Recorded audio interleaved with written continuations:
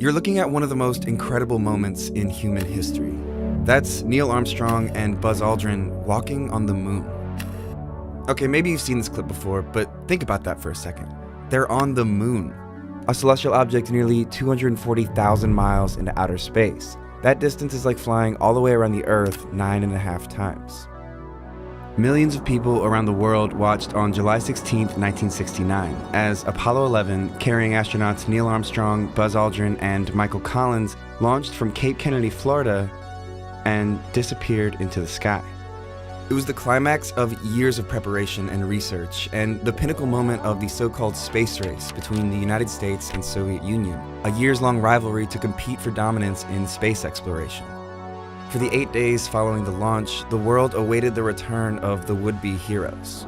So what actually happened between here and here?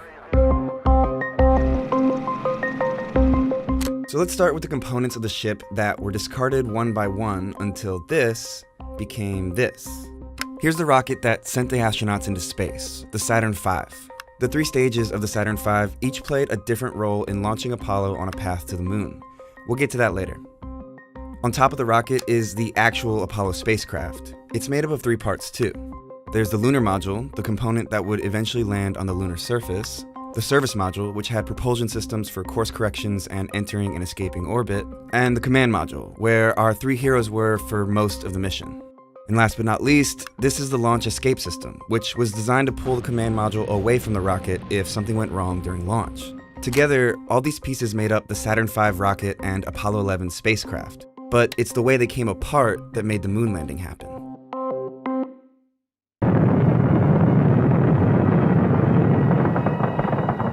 The Saturn V's first stage launched Apollo, carrying the spacecraft 42 miles above the Earth and reaching a speed of about 6,000 miles per hour. The first stage then detached, and once the Saturn V's second stage kicked in, the now needless launch escape system jettisoned too. The second stage propelled the spacecraft even farther and faster into space, and after it detached, the third stage of the rocket fired briefly to knock Apollo into a parking orbit 103 miles above the Earth's surface. Here, final checks were made, and the Saturn V fired again to set Apollo on course to the moon, in a move called the translunar injection. Once the spacecraft propelled away from Earth, the Saturn V's job was done. Now, the astronauts needed to pull off a mid-flight maneuver to reconfigure the ship so the crew could access the lunar module, which had been stored in a protective compartment during launch. To do this, the command service module detached and flipped 180 degrees, docking with the lunar module and extracting it. In the process, they ditched the third, now useless stage of the Saturn rocket. This whole high-stakes launch process only took about 3.5 hours, and this, the completed Apollo spacecraft, was the end result.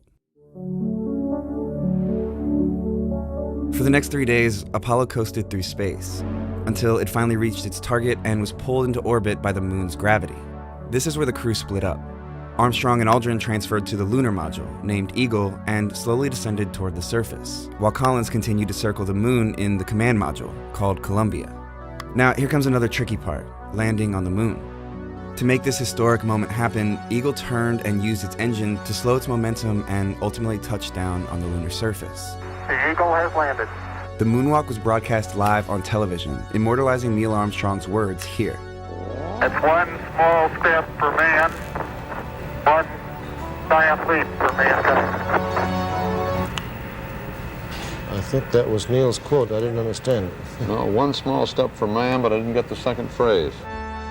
After about 21.5 hours on the moon, Eagle performed the first launch from a celestial body that wasn't Earth, leaving its landing gear behind and timing its ascent with Columbia's path in lunar orbit to rejoin the spacecraft.